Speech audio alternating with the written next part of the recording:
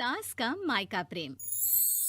रिद्धि की सास को हर वक्त अपने मायके का गाना गाने की आदत थी। अरे बस करना माँ, मामा का ये किस्सा तो 50 बार पहले भी सुना चुकी है। अरे हाँ, तो क्यों ना बताऊं। तेरे चाचा तो उस वक्त हाथ झाड़ कर खड़े हो गए थे। तब मामा ही था तेरा जो आगे आया और मदद की। देखो अब ठीक है ना, जो हो गया सो हो गया। क्यों एक बात को हमेशा गाती रहती हो। अब तो बहू घर आ गई है, उसे तो सबको मान कर चलना है ना, कि सिर्फ सास का मायका ही समझेगी वो। तभी वहाँ रिद्धि आ जाती है। माँ, आज मैं घर जा सकती हूँ? माँ को मेरी बहुत याद आ रही है। शादी के बाद एक बार भी नहीं गई। हाँ तो कौन जाता है। अरे मेरी शादी के बाद जब मैं विदाई होकर आई, इतना बड़ा ससुराल मेरा, खाने वाले 10 लोग और बनाने वाली मैं सिर्फ एक। ऐसा लग रहा था जैसे सिर्फ खाना बनाने के लिए ही ब्याह किया है। वो तो मेरा भाई था, गांव से एक काम करने वाली चाची को भेज दिया जो मेरा हाथ पटाती थी, और उसको पैसा, खाना, कपड़ा, रहने के लिए कमरा, वो सब किसने दिया था? तुम्हारे भाई ने। ये मामला रोज का था। ससुर भी जब गुस्सा होते तो वो सारी बात कह देते जो उनके मन में इतने समय से चल रही थी। मेरा भाई, भाभी, भतीजा, भतीजी सब छुड़वा दिया। मैंने जीवन भर सिर्फ तुम्हारे परिवार वालों से निभाया, लेकिन अब भी चैन नहीं है तुमको। बहू के सामने सास को लगा कि उसकी बेइज्जती हो रही है। अब सुन बहू, अपने कमरे में जा, कहीं नहीं जाना मायके वायके। घर का काम कौन करेगा? पड़ोसन। बहू समझ जाती है मामला गर्म चल रहा है। कमरे में जाने में ही भलाई है। कमरे में क्या है? तुम्हारी माँ हर वक्त चिक चिक चिक करती रहती है। कल ताई मिली थी तुम्हारी मुझे, लेकिन मजाल है सासू माँ की उन्होंने एक बुराई की हो, लेकिन सासू माँ हाँ, जब देखो तब ससुराल के लोगों की बुराई करती रहती है।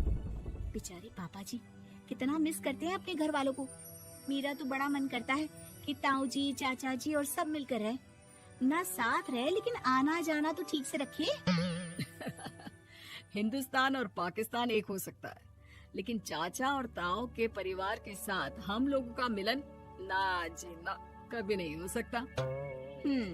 ये बात है। देखिए, मेरे साथ ना ज्यादा चैलेंज मत करिएगा। ऐसा कोई काम नहीं है जो मैं नहीं कर सकती। ससुर जी जो कि बहू की बात सुन रहे थे, सामने आ जाते हैं। अरे बेटा, तू ये कर सकती है तो प्लीज मेरा परिवार किसी तरह मुझसे मिलवा दे। सारी जवानी तो मैंने किसी तरह काट ली, लेकिन जीवन के इस पड़ाव पर बहुत याद आती है मेरे परिवार की। हाँ हाँ पिताजी, आप चिंता मत करिए, बस मेरा साथ देते रहिए आप दोनों। फिर देखिए कैसे माँ जी भी ठीक हो जाएंगी और पूरा परिवार भी एक हो जाएगा। थोड़ी देर बाद बहू सामान लेकर घर से निकल रही होती है कि मना किया था ना तुझे मायके जाने के लिए, फिर क्यों जा रही है? बहू कुछ कहती इससे पहले ही बेटा बोलने लगता है। क्या है माँ, वो घर जा रही है। वैसे भी उसके माता पिता ने मुझे 10 लाख दिए तब जाकर मेरा काम शुरू हो पाया, वरना तूने मेरे लिए किया क्या है?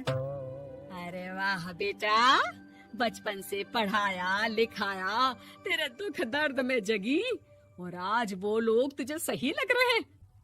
और फिर ससुराल में लड़की खुश रहे, ये तो मायके वालों की जीवन भर की जिम्मेदारी रहती है। तो ये तुमको भी तो सोचना था ना। ताऊ जी ने पापा को पढ़ाया लिखाया, जब तुम नहीं आई थी तो पापा के लिए ताई जी ने पापा की माँ की तरह देखभाल की। अब बोलिए। अरे तू कुछ नहीं जानता बेटा, तेरे पापा को सब पता है, तभी वो उन लोगों से वास्ता नहीं रखते। मैं उन लोगों को जानता हूँ, लेकिन मैं तुम्हें नहीं जानता कि तुम्हारे मन के लायक काम नहीं हुआ तो तुम घर की शांति बर्बाद कर दोगी।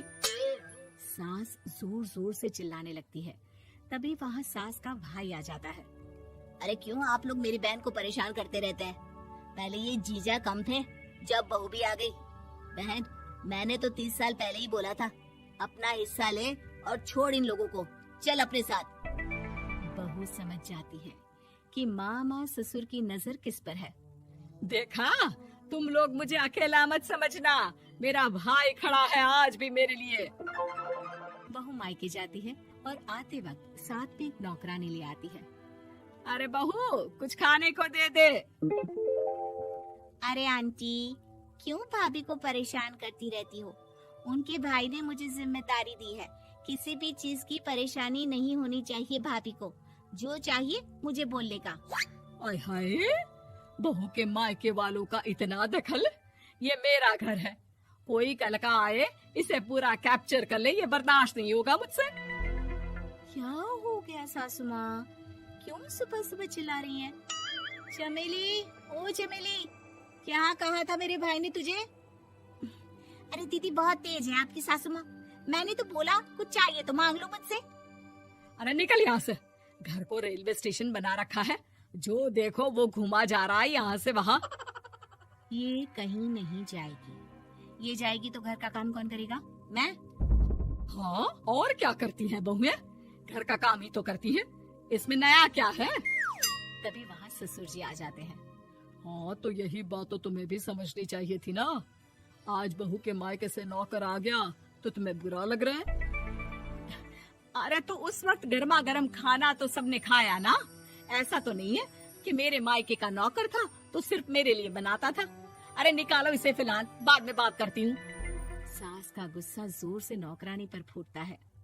तभी वहाँ बेटा सामान के साथ आकर खड़ा हो जाता है। चलो रिद्धि, तुम ठीक बोलती हो। मेरी माँ को तो हम लोगों की कोई फिक्र है ही नहीं, ये तो सारा दिन सिर्फ अपने बारे में सोचती है। और देखिए, मैं अब से कह रही हूँ कि अब से इस घर की तरफ आपको देखना भी नहीं है। नहीं आना आज के बाद इन लोगों से मिलने। हाँ, बस कभी कभी दिन में 2 बार मिलने आ जाओ। नहीं, बिल्कुल नहीं।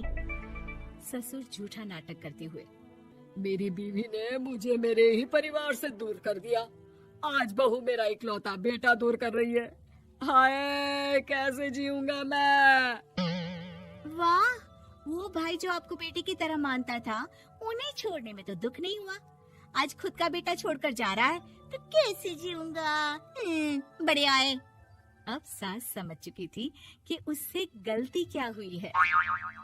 मुझे माफ कर दे बहू, अब मेरी समझ में आ गया कि अपनों से दूर कर बीवियां पति का भला नहीं बल्कि उन्हें जीवन में अकेला कर रही है।